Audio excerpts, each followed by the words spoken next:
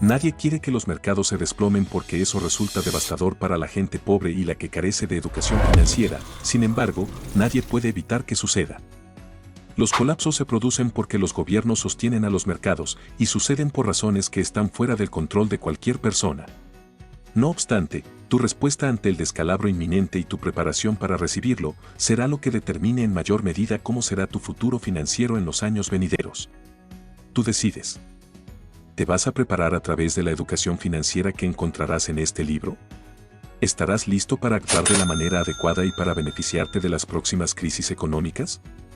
Porque solo quienes lo hagan estarán a salvo de sus efectos. Vamos.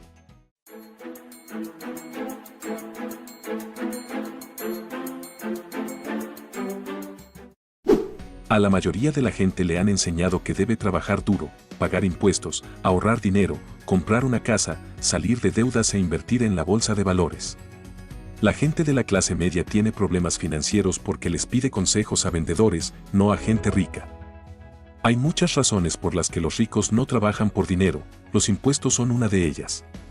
La gente que trabaja por dinero es la que paga los porcentajes más altos de impuestos.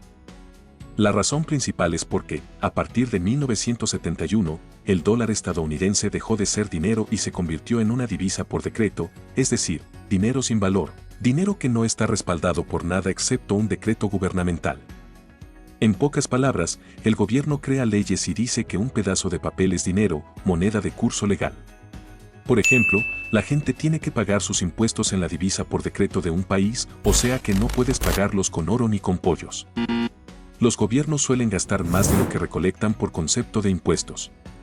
Hacen promesas que no siempre pueden cumplir, por eso imprimen divisas por decreto para pagar sus deudas, lo que hace que dicha divisa valga cada vez menos. Entonces tienes que trabajar más, y la vida se vuelve más cara.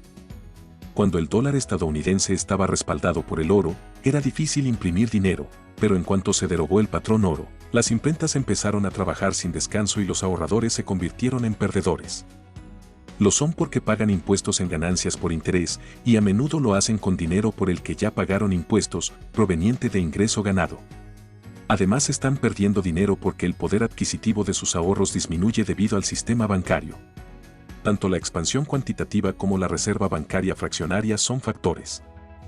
En 1976, una persona podía ahorrar dinero y volverse rica. Por ejemplo, $1.000.000 en ahorros por 15% de interés te daba 150.000 anuales.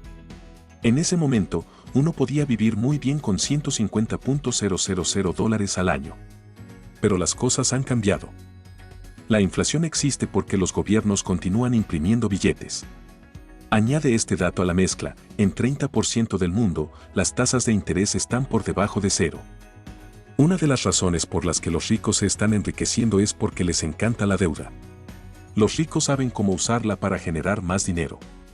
Las tasas bajas de interés dicen, por favor ven y pide dinero prestado. Lo tenemos en oferta. Hay 4 razones principales para que exista la brecha entre ricos y pobres. Globalización, los empleos se van a países con salarios más bajos. Como los ricos son los dueños de las fábricas, cada vez que contratan empleados a los que les pagan salarios más bajos, su riqueza crece aún más. Tecnología, si una persona que trabaja por dinero quiere un aumento salarial, un ingeniero enfocado en asuntos empresariales creará un robot, un artefacto de inteligencia artificial o un programa de computación para reemplazar al trabajador. Los robots no necesitan prestaciones ni tiempo libre y trabajan 24 horas al día, los 7 días de la semana. Financialización es un proceso en el que las élites, las instituciones y los mercados financieros consiguen mayor influencia en la política económica y en los resultados económicos. Las instituciones y los mercados financieros crecen en tamaño e influencia. A la financialización se le conoce como ingeniería financiera. Estos ingenieros financieros rediseñaron hipotecas tóxicas, hicieron que las calificaran como prime y se las vendieron al mundo como activos. En 2007 se activaron las armas de destrucción masiva y la economía global estuvo a punto de colapsar por completo. Los contribuyentes rescataron a los banqueros, y estos, en lugar de ir a la cárcel, recibieron bonos. Cleptocracia, hay varias definiciones. La primera habla de un gobierno o estado en el que, quienes están en el poder, explotan los recursos nacionales y roban, gobierno de uno o más ladrones. La segunda, de una sociedad cuyos líderes se enriquecen y se empoderan robándonos a todos los demás. La corrupción se encuentra por todos lados, en el gobierno, los deportes, la educación, los negocios, incluso en la religión. La financialización no se puede llevar a cabo sin la cleptocracia. Hoy en día los ahorradores son perdedores. La bolsa de valores es la burbuja más grande que ha habido en la historia, y esos bonos que alguna vez fueron seguros, ahora son una bomba de tiempo. Si las tasas de interés comienzan a subir de nuevo, el mercado de bonos podría estallar. Para cambiar tu situación económica se requieren 4 cosas. Inteligencia espiritual. En el fondo, tu inteligencia sabe que dentro de ti hay una persona genial, una persona que puede lograr sus sueños. Inteligencia mental es la certidumbre de que puedes aprender cualquier cosa que te propongas. Inteligencia emocional es la capacidad para aprender de tus errores. En algunas situaciones, la inteligencia emocional es por lo menos 3 veces más poderosa que la mental, en particular cuando estás enojado. Resiste la tentación de culpar a otros, incluso cuando realmente sean culpables. La culpa es una señal de poca inteligencia emocional. Solo los seres débiles culpan a otros. Inteligencia física es tu habilidad de tomar lo que aprendes, transformar tus ideas en actos y ponerte de pie cada vez que caes. Los impuestos son una de las razones por las que hay desigualdad en la riqueza y el ingreso. Los ricos saben cómo hacer más dinero y pagar menos impuestos que los pobres y la clase media, y lo hacen de manera legal. Los ricos no siempre son más inteligentes, solo prefieren dejar de ser ignorantes. Todos sabemos que el mejor momento para ir de compras es cuando las cosas que quieres están en rebaja. Por desgracia, la mayoría de la gente compra artículos que la hacen más pobre, cosas como llamativos automóviles nuevos, ropa de moda y joyas. Los ricos buscan rebajas que les permitan volverse más ricos. Esperan a que se produzcan los descalabros en la bolsa de valores para adquirir las mejores acciones a precios bajísimos.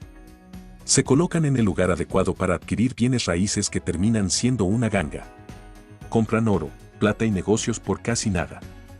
Los ricos no invierten a largo plazo, no diversifican ni compran un poquito de todo. Tampoco compran algo solo porque alguien les recomienda hacerlo. Esto es lo que dice Warren Buffett respecto a la diversificación. La diversificación es una protección contra la ignorancia. Si en verdad sabes lo que estás haciendo, no te sirve de gran cosa. Por desgracia, la diversificación no te protege en caso de una catástrofe como los 3 colapsos de principios de siglo. Para convertirte en inversionista de verdad, tienes que aprender a ver lo que la gente, cegada por la indiferencia, no puede ver. El mercado de bienes raíces se desplomó porque los banqueros que se hacían cargo de las hipotecas empezaron a prestarles dinero a prestatarios subprime, es decir, a gente que en muchos casos no tenía empleo y a la que se le motivó a comprar una casa que no podía pagar. Millones de propietarios de la clase media perdieron sus hogares porque empezaron a usar su propiedad como cajero automático. Hoy en día, la deuda por concepto de préstamos estudiantiles es de más de 1.2 billones, mucho mayor que la deuda conjunta de tarjetas de crédito. Esta es la fuente más importante de ingreso del gobierno de Estados Unidos. Asimismo, la deuda por préstamos estudiantiles empobrece a los jóvenes que no terminan la universidad, pero al gobierno lo enriquece. Digamos que te dan una tarjeta nueva. En ella no hay dinero, lo único que te dan es crédito. Vas de compras y te llevas un par de zapatos nuevos que cuestan $100. Usas tu tarjeta y, como por arte de magia, se crean $100 de dinero.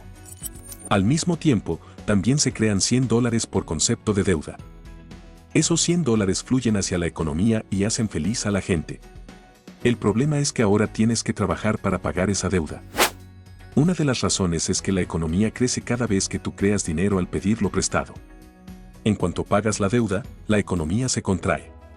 Si la deuda no hiciera esto, los ricos no emitirían tarjetas de crédito. Los ricos no te dan una tarjeta de crédito porque les simpatices, lo hacen porque cada vez que la uses, ellos van a ganar dinero a través de los intereses. Y cuando solo hagas el pago mínimo de tu estado de cuenta, van a ganar todavía más. Como los bancos son los propietarios de las tarjetas, no quieren que la gente de los distintos países termine de pagar su deuda.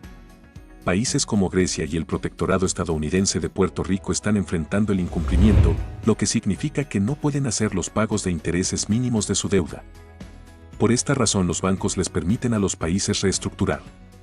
Reestructurar significa que el país refinancie su deuda, es decir, los bancos les van a prestar más dinero y eso les permitirá seguir pagando los intereses. Para usar la deuda a tu favor, necesitas educación financiera. La deuda es una navaja de doble filo. Te puedes volver rico, pero después, si algo cambia, esa deuda te puede empobrecer y muchísimo. La educación financiera, como muchas otras cosas en la vida, es un proceso. Existen 6 palabras fundamentales para el alfabetismo financiero: ingreso, gasto, activos, pasivos, efectivo o dinero, flujo. Flujo y efectivo determinan si algo es ingreso, gasto, activo o pasivo. Por ejemplo, ingreso significa flujo de efectivo que entra. Gasto significa flujo de efectivo que sale. En el mundo real esto podría verse como una chequera: ingreso entra y gasto sale. Los activos llevan dinero a tu bolsillo, trabajes o no. Los pasivos sacan dinero de tu bolsillo, incluso cuando su valor aumenta. La dirección del flujo de efectivo o de dinero determina si algo es un activo o un pasivo, y cualquier cosa puede ser un activo o un pasivo, todo lo define la dirección del flujo de efectivo. A la mayoría de la gente se le escapa el dinero entre los dedos porque insiste en que su casa o su auto es un activo. Tienes que estudiar. El dinero es un lenguaje. Aprender a ser rico es muy parecido a aprender otro idioma: toma tiempo, práctica y dedicación. La gente pobre habla el mismo lenguaje. Los pobres hablan el lenguaje de la pobreza. Creen en las palabras de los desposeídos y las usan para comunicarse. Es común escucharlos decir: no puedo darme ese lujo y no puedo hacer eso. Hasta que no cambien su manera de hablar, no cambiará su vida. Henry Ford dijo: si crees que puedes, puedes. Si crees que no puedes, no puedes. De cualquier manera tienes razón. La clase media habla el mismo lenguaje. Las palabras y términos preferidos de la clase media son: seguridad en el empleo, cheque de nómina constante y prestaciones. La gente perteneciente a esta clase evita las palabras riesgo y deuda. Creen que ahorrar dinero es inteligente. Bueno, de hecho lo fue, pero hasta 1971. Hasta que la clase media no cambie su manera de hablar, no cambiará su vida. Las reglas fiscales son principalmente incentivos, lineamientos del gobierno para que seas su socio y hagas lo que él quiere y necesita. Por eso las distintas legislaciones fiscales del mundo favorecen a los empresarios y a los negocios grandes. La educación financiera real debe empezar con la deuda y los impuestos. La educación financiera real no tiene por qué ser compleja. El tema del dinero empieza con el tipo de ingreso por el que cada persona trabaja.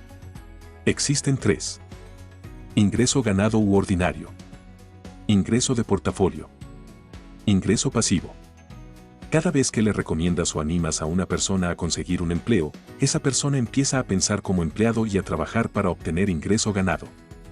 El ingreso de portafolio y el ingreso pasivo se graban a tasas especiales y tienen ciertos estímulos fiscales. El gobierno prefiere este tipo de ingresos y por eso ofrece incentivos a quienes trabajan por ellos. Cualquier otro tipo de ingreso es ganado u ordinario.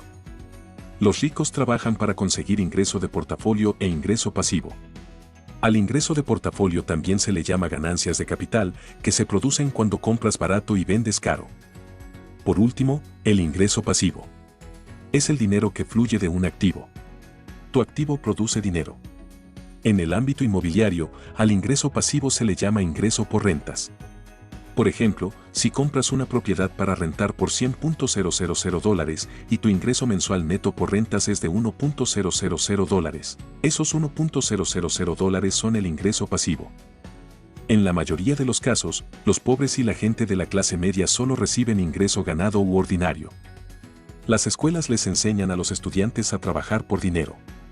Esta es la principal razón por la que la brecha entre los ricos, los pobres y la clase media no deja de crecer. Darle más dinero a la gente no sirve de nada. Tener más programas de subsidio solo sirve para que los pobres y la clase media sean aún más pobres. Los programas de subsidio se pagan con los impuestos, mismos impuestos que pagan los pobres y la clase media, la gente que trabaja por dinero. La carencia de educación financiera es lo que tiene a miles de millones de personas sumidas en una crisis financiera.